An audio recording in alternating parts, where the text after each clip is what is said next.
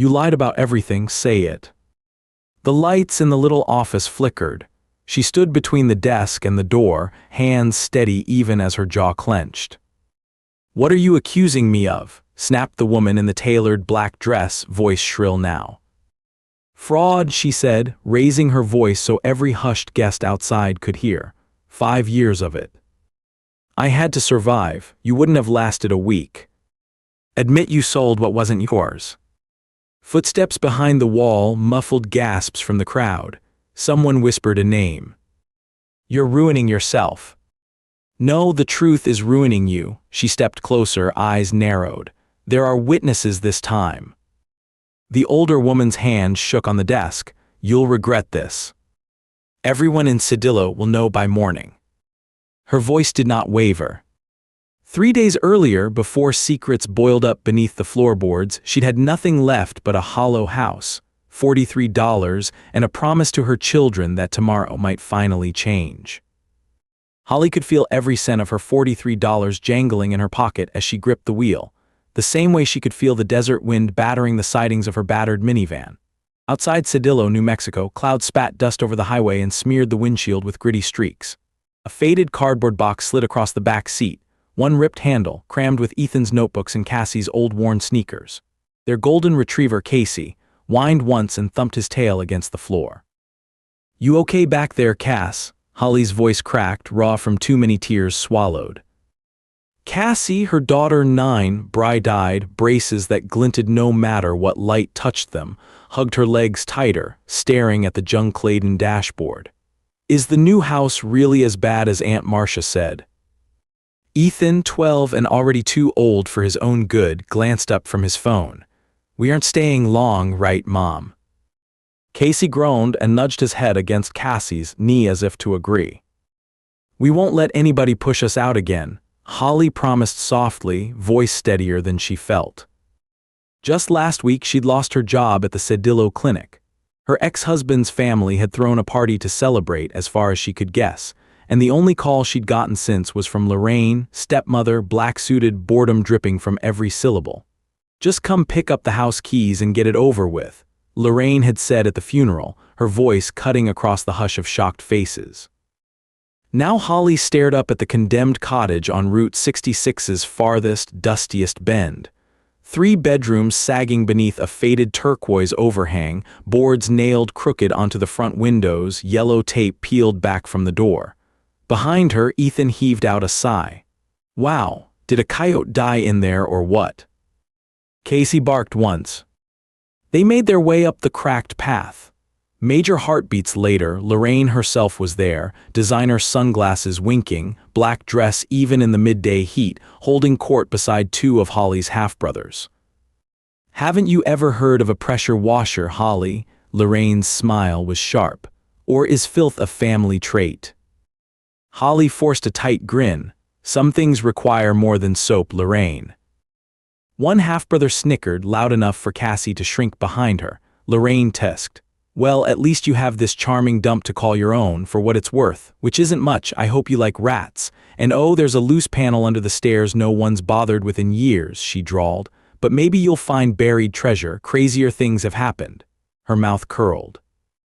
But as Lorraine handed over a battered, tarnished key, Holly's thumb brushed something strange, scraped metal, tiny gouges on the handle. Something inside the key felt loose with a rattle that didn't belong, a sound barely audible over the wind. If you've ever glanced around a room and felt every set of eyes root for your failure, every step another gamble, stay with me. Because what happened next started with a click, a twist, and one impossible rattling key. The wind howled as Holly pressed into the gloom of the condemned cottage, her children and loyal Casey on her heels. The door wheezed open, the sour scent of dry rot and dust swirling in shrieks past their faces. Sunlight fractured through a battered window, rippling over warped floorboards, and Casey's nails clicked on cracked linoleum as they edged deeper inside. Ethan scanned the inside, wrinkling his nose. They call this habitable. Holly knelt, brushing aside the crust of dirt near the base, recalling Lorraine's mocking directions and the odd rattle of the key. Pulling her multi-tool from her pocket, she pressed into the edge of the staircase just where Lorraine had tossed her taunt. The soft scrape of metal on wood sent a shiver through her, and Cassie edged closer. "Case, do you smell mice?" Cassie whispered, nervous, clutching Casey's collar. Casey snuffed and pawed at a panel halfway up the stairs. Holly pried her fingers under a warped plank, breath catching as the edge gave with a reluctant pop. Within a tangle of frayed insulation, her hand struck something cold, heavy. She held up a steel lockbox, its top marked by a faded sticker, initials sharp beneath decades of grime. As she set the box aside to search for the key, Ethan nudged her. "Are we allowed to keep whatever's in there?" Holly offered a tired smile, heart pounding. "Depends what it is." The panel behind the riser, flimsy plywood, greenish with old water stains, loosened as she pushed. Hollow behind it. She pressed again. The panel dropped to the floor with a thunk. Darkness yawned inside. Ethan switched on his phone's flashlight and leaned in. "Anything good?" he muttered. Inside the hollow, a second, larger compartment was the outline of a steel rectangle flush into the inner stair frame. Strange black tape ringed the seam. Holly slid her hand across the cold metal. Her thumb caught on a hidden release. With a grinding sigh, the vault door hinged open. Inside, gold coins glinted beneath paper-wrapped bands of $100 bills. Maybe a dozen thick stacks, crammed and neat, all banded crisp side out. Velvet pouches and tight-wrapped bundles of jewelry winked in the reflected light, chalcedony, gold, opal, moonstone, heavy loops of ornate rings. Holly's breath tangled in her chest. "Don't count it yet," she whispered. "Not until I know whose this really is." Outside, the dusty wind battered the boarded-up windows. Within, a vault slept in darkness, secrets burning brighter than gold. As daylight faded through the boards, Holly set the steel box and the lockbox on the battered kitchen table, fingers trembling as she spun through a haze of questions.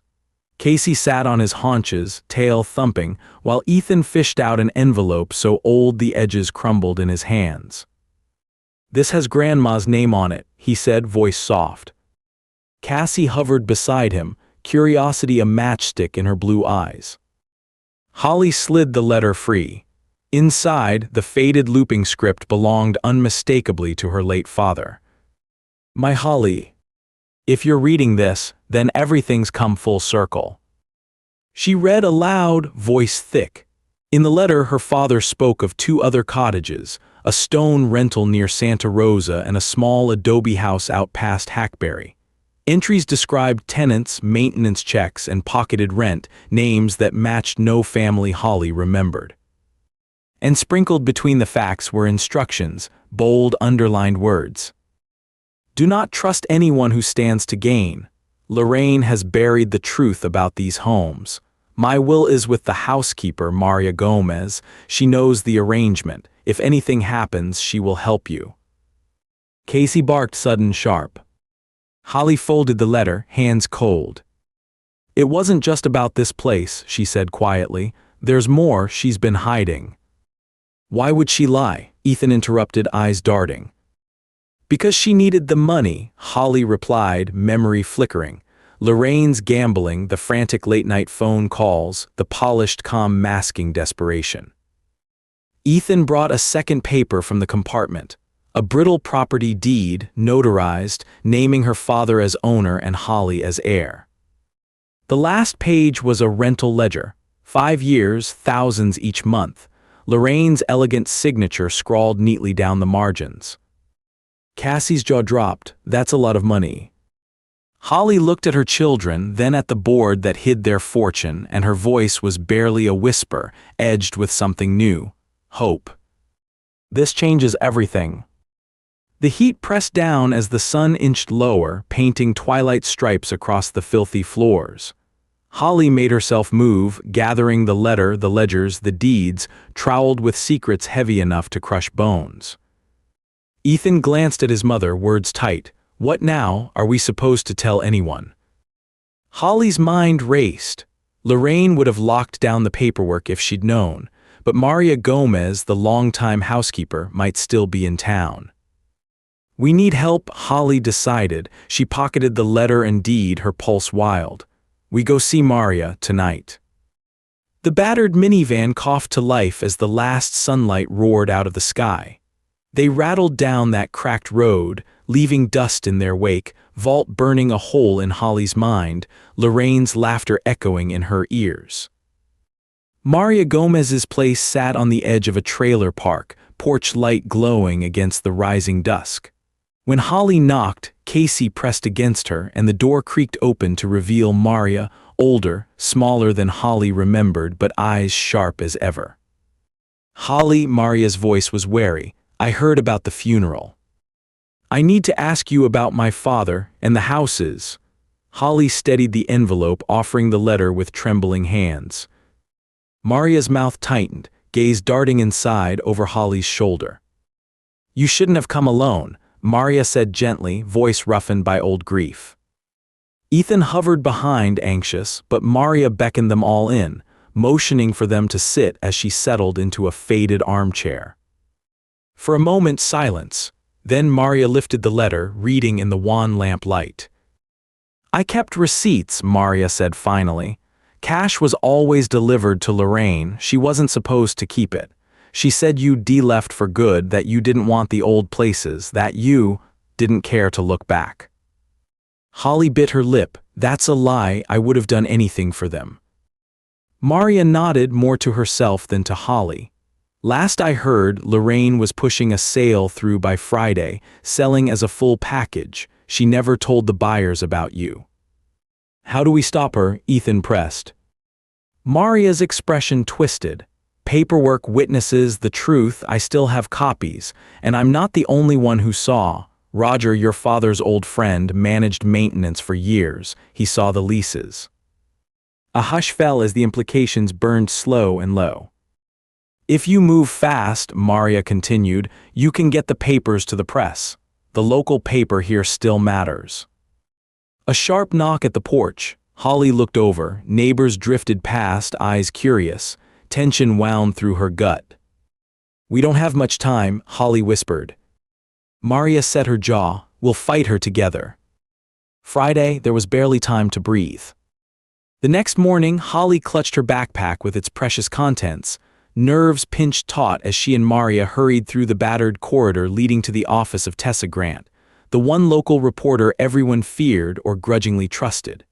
Paint peeled under the desert sun, and the waiting room was hot and sharp with the smell of overboiled coffee. Tessa, a wiry woman in mirrored shades and combat boots, beckoned them in. You're clocking in trouble hours ahead of schedule, Holly, she remarked, voice deadpan, deft fingers flying over a battered keyboard. What's burning? Holly set the deeds, the ledger, and the letter on the cluttered desk. Someone selling property that isn't theirs. 5 years of rental money stolen. 24 hours to stop it before it's gone for good.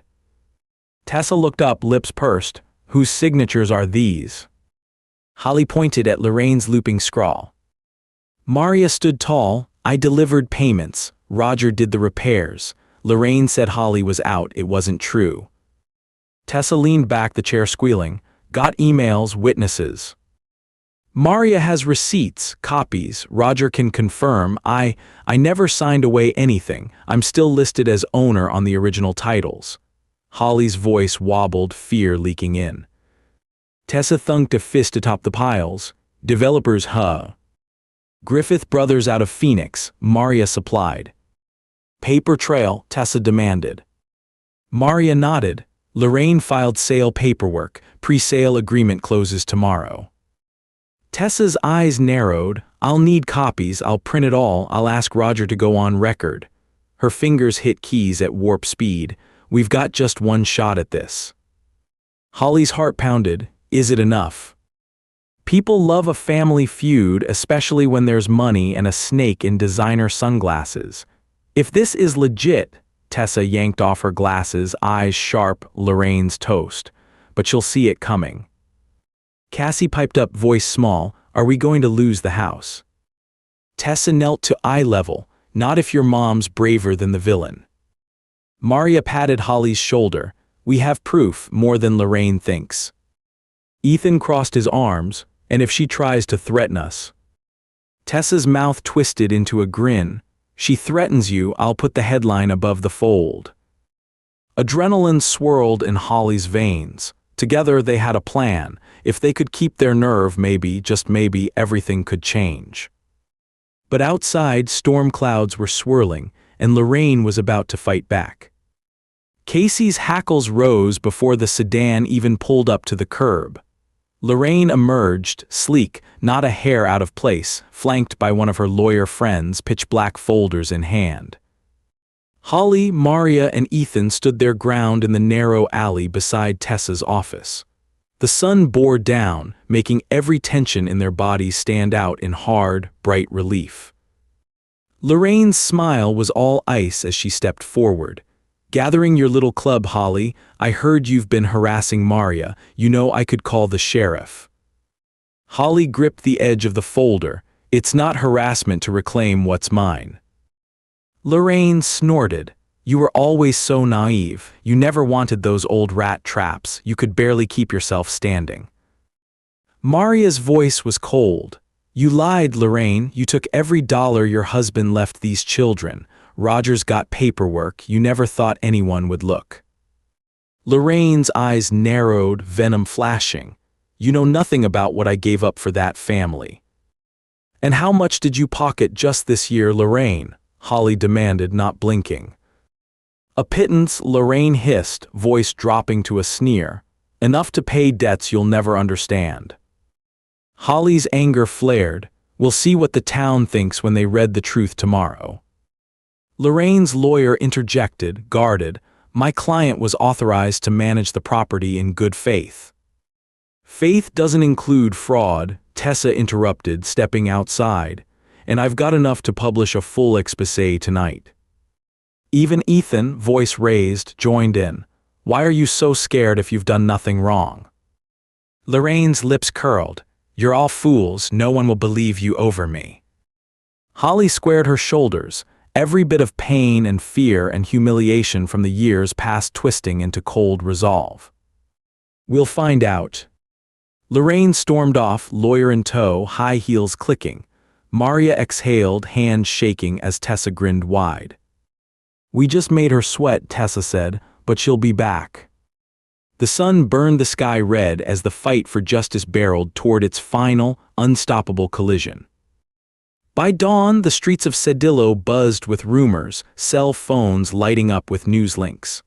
Holly's battered minivan parked outside the county office, nerves raw as she read and reread the headline. Local woman faces fraud accusations. 5 years of hidden property income uncovered. Lorraine, always immaculate, stormed in as if she could will the story away. The local reporter, Tessa, waited by the counter with a clipboard in hand, eyes leveled. Holly, Maria, and Roger flanked her, documents primed. Lorraine's lips trembled as she strode up, voice pitched so low only Holly heard. You're ruining the family name. Holly didn't flinch. You did that yourself, Lorraine. A crowd gathered, neighbors, officials from the county, even a few of Lorraine's old charity friends. The tension snapped like a rubber band. Tessa began, Miss Kelly, the paper wants your comment on the fraud allegations and the signed pre-sale documents that run counter to original deeds. Maria, why don't you repeat what you told me? Maria stepped forward, voice steady. I delivered the payments myself. Holly's name was always on the will. Lorraine never told her. Roger handled the properties, he'll say the same. Roger, a grizzled man in overalls and oil-stained hands, tipped his cap and spoke. You told me Holly didn't care. I know now you lied. Lorraine's mouth opened, closed. A tremor ran through her. You all have it wrong. Holly held up the letter, signature bright in the morning light. This was my father's final wish. You kept it from me for years. Why? Lorraine's veneer faltered. It was just property. I needed the money. I thought no one would care. Tessa's phone buzzed. She glanced at the screen. Statement from the real estate firm Sale S on ice. They didn't know about Holly, they're pulling out.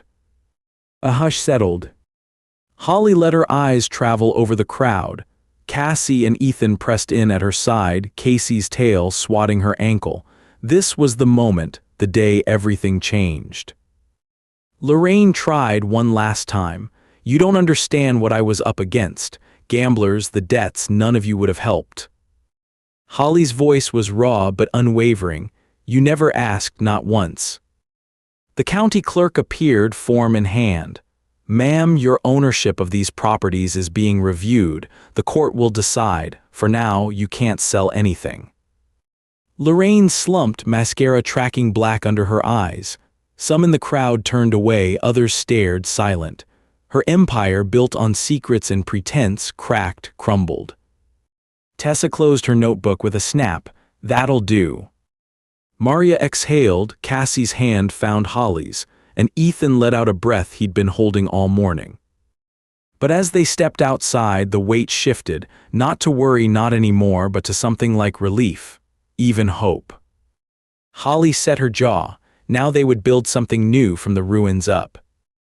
In the weeks that followed, Lorraine's reputation evaporated. Clients called in furious, severing ties. The paper ran 3 follow-ups. Reporters camped at her old sedan for days before she packed up and left town for good. The houses on the edge of Sedillo, each deed untangled, ownership formally restored, were now Holly's, Cassie S. and Ethan S. Maria was vindicated and found herself the subject of a front-page profile. Housekeeper hero preserves family's true lineage. Neighbors brought casseroles, awkward but sincere, and one teacher offered Cassie a place at the best elementary school nearby. Tessa even roped in the town's real estate board, proof that the days of silent conspiracies were, at least for now, over. Holly walked the halls of her once worthless home, paint buckets at her side, kids underfoot and Casey bounding after them room to room. They opened the doors to tenants who needed chances too, single moms and aging veterans, people Lorraine would have spat upon. The slow, steady stream of income became their lifeline. Sometimes, in quiet afternoons, Holly found herself looking back at exile, hunger, the impossibility of hope. She'd survived. No more than that, she'd proved them wrong. Maybe the lesson wasn't just that justice happens eventually, or that every secret clawing under old boards wants daylight. Maybe it was this: the courage to demand more, to dig when told to settle for less, could redeem all that was lost. So if you've ever looked at your own reflection and doubted the strength in your grip, remember, a broken house, a rattling key, a last minute, and the truth, clear as desert air, are all it takes to start again. And sometimes, the greatest welcome comes to those who refuse to be shut out. Cassie knelt under the open window, the late summer light sliding across her hair, and watched her mother roll a fresh stroke of robin's egg blue across the kitchen wall. 2 months had passed, but Sedillo's air still carried tiny tremors of all that had come before, shouts from the county office, Lorraine's silhouette hurling invective over her shoulder, the slow dawn of their own small freedom. "Mom," Cassie called, dragging a battered stepstool closer. "Can I help with the trim?" Holly smiled, paint flecked on her cheek. "You sure? You know how Casey gets when he sees a brush." Casey, true to form, appeared from behind the breakfast nook, tail wagging, tongue lolling, ready for mischief. "I'll keep him out of the paint," Ethan said, loping in from the hallway, toolbox in hand. He was taller already. Sometimes Holly swore she saw new angles in his jaw overnight. He tossed his phone onto the kitchen table, its cracked screen still lighting up with texts from friends who wanted to know what it felt like to be rich, or at least real-life famous. "Trim on the doorway, Cass." Holly handed the little sash brush over, holding her breath, loving this ease in their voices, the ordinary fuss of chores. Cassie dipped the brush, eyes narrowed in concentration. "Do you think Aunt Marcia will visit now that Lorraine's not around?" Holly paused. The word Lorraine still hung, sour at the back of her mind, but less and less with each week that passed. "Maybe. It'll be our call now. People show up differently when there's nothing left to steal." Cassie frowned, swirling her brush. But we don't have to let everybody back in, right? You said we could choose. Holly bent and pressed a kiss to Cassie's head. We get to choose, honey, that's the best part. A tap at the front door sent Casey into a fit, barking as if burglars were descending. Holly grinned and went to let in Maria. Maria had a box tucked under her arm, pieced together from old recipe cards and photographs. Delivery, she declared, her voice giddy for the first time in years. Careful, some things in here are sticky. Behind her, Roger entered, carrying a battered radio with the antenna askew. Told you I'd find that old set, Roger rumbled, placing it onto the counter. Doesn't pick up much but static and ball games, but I figured it belonged to the house. Ethan took the box from Maria, curiosity winning. What is all this anyway? Maria laughed. Proof people lived here before you and proof you're here to stay. Snapshots, receipts, even that bingo card your gran won the jackpot on. I thought you deserved the whole story, not just the ugly parts. Holly blinked back tears, unspooling the ribbon around the stack of photos. Her parents in younger years, her own toddler self astride Roger's knee, Maria in her cleaning smock, smiling despite exhaustion. Cassie peered over the rim. That's you, Mom, you look happy. I was, Holly said quietly, thumbing a frayed corner. I forgot how much. She looked up at her friends, family really, chosen through grit and shared secrets. The house felt full, not haunted. Ethan tapped his pocket. We're gonna need more frames. Or a bigger fridge to stick them to, Cassie said, giggling. Roger tricked the dial on the radio until a crackle of country music filled the room. Maria set out baking pans and promptly started a batch of biscochitos, instructing Cassie on the cinnamon to sugar ratio. Afternoon sunlight poured through the clean glass, dust motes rising and falling in the quiet gold. Holly leaned against the newel post, taking in the painted walls, the scuffed floors newly waxed, even the wild jointed wallpaper in the hall. The house, theirs again, no longer a prison of memory. From the road, car tires scrunched in the gravel. Holly glanced out, a flinch at her heart's edge, but it was only Tessa Grant's mud-splattered Jeep. The reporter came inside waving a sheaf of papers, grinning. Hope you've got coffee. You baking news in your trunk again, Tessa, Maria drawled. Tessa let out a loud laugh and set the papers on the counter. Just city paperwork. Everything's official now, deeds, releases, your name in every county file. I even brought you a copy of the article with Cassie and Ethan's picture. Thought you might want to frame it. Cassie blushed, ducking behind her mother. Do I really look like that in print? Ethan smirked, way cooler than me. Tessa poured herself a mug, surveyed the kitchen. Feels different in here, Holly, like people actually live here now. We do, Holly said simply. Tessa nodded, more solemn than Holly had ever seen her. You know, most folks never tell the truth even after they've won. Not all the way, you did, the town noticed.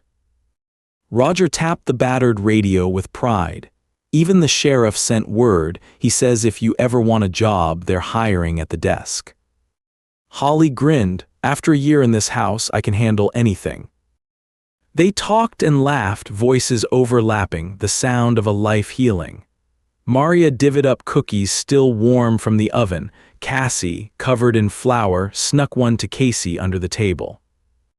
It was mid-afternoon before people filtered out, errands to run, fields to tend, Maria's own grandchildren awaiting her. Roger and Tessa left together, arguing about whether the Sedillo son would ever back digital subscriptions. When the house settled, quiet and still, Holly found herself walking the boundary of their yard. The old fence line she'd once seen as a prison's edge now marking the start of possibility. The wind, no longer angry, carried distant scents of watered fields and the promise of rain. Ethan lounged on the porch with his phone. Mom. She sat beside him. Yeah. He stared at the blue sky, the paint chip clutched tight in hand. What if things go wrong again? What if Lorraine comes back or someone else tries to take all this away? Holly watched clouds blot the horizon, then squeezed his shoulder. Things can go wrong, they probably will sometimes, but we have each other and we know what's true. No one can take that from us now. He let out a long breath. When do you think it'll feel real? A pause hung between them, deep as the sky. I think it already does, she said at last, and knew it was true. Cassie bounded onto the porch, Casey in pursuit, hair wild from some new adventure. Dinner time soon, can we invite Maria back to eat with us? Holly ruffled her daughter's hair. We can invite whoever we want, whenever we want, that's how it works now. As dusk settled and the fields beyond their home glowed honey gold, they gathered at the kitchen table, a little battered, edges sharpened by years but sturdy as a promise. They lit mismatched candles, passed bread, and filled their plates with what they'd made together. Outside, Sedillo's lights blinked on, one by one. Someone 2 streets over set off a Roman candle and the sparks fizzed in the deepening dark. For the first time in years, Holly felt no urge to run, no pang of not enough. Cassie raised her milk glass in a clumsy toast. To us. To starting over and sticking together, and to finding the secret treasure under the stairs. Ethan snorted, and not letting Mom spend it all on paint. Laughter raced around the table. Holly lifted her glass, her voice clear. To home, not just walls and a roof, but every hand that helped build it, to truth, to family. They drank and the moment shimmered, bright and ordinary, extraordinary in the way only earned happiness can be. Later, when the dishes were washed and the air outside was velvet dark, Holly crept into the front room where the lockbox still sat on the bookshelf, safe after all this time.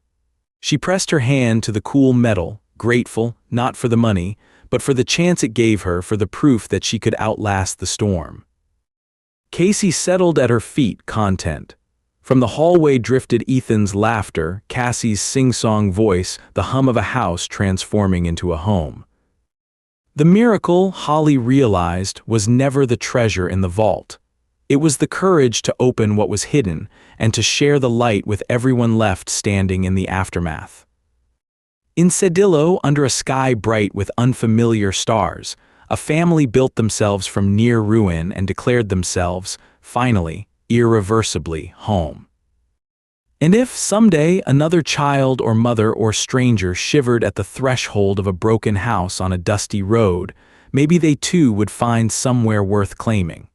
Here, where truth had roots and hope always found its way inside.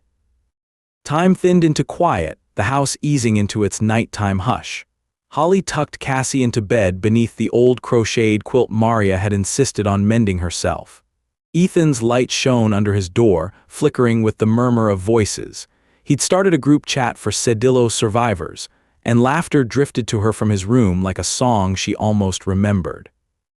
She padded to her own window, drawn by instinct. Outside, Sedillo slept, a few lights blinking in trailer windows, a porch lamp trembling in the wind. In this hush, Holly finally allowed the last coil of worry to slip free. A gentle knock at her door, Cassie's voice bashful, "Mom, I can't sleep." Holly beckoned her daughter to the bed, opening the covers. "Bad dreams." Cassie shook her head. "Good ones, I just keep thinking, what if we never found that secret? What if we never tried?" Holly tucked a strand of hair behind Cassie's ear. "Then we'd still have each other, but I'm glad we tried. Sometimes it only takes one brave thing." Cassie's eyes fluttered closed. "Promise it'll stay good now." Holly gathered her close, breathing in the scent of sun-warmed skin and summer. "I promise to try, and we've got help if storms ever come again." A train horn sounded in the far night, lonely and full and alive. Casey gave a soft groan from his spot in the hall, content on guard. Before drifting off, Cassie mumbled, half asleep, "Can we paint my room next? Something bright." "We'll make it brighter than the kitchen," Holly whispered, and her chest expanded with the sad, sweet ache of new beginnings. Tomorrow would bring more work, loose shingles, mortgage forms, school supply lists. Nothing easy, but they'd face it together, true and unhidden. For the first time in years, Holly had no need to look over her shoulder. The home Lorraine tried to sell from under them sparkled in the dark, utterly, quietly theirs. In Sedillo, hope felt like a living thing, braided into every laugh, every brushstroke, every brave step inside with nothing but a promise and a jangling key. She closed her eyes, Cassie breathing slow beside her, and let herself believe they had made it. This was, after all, only the beginning.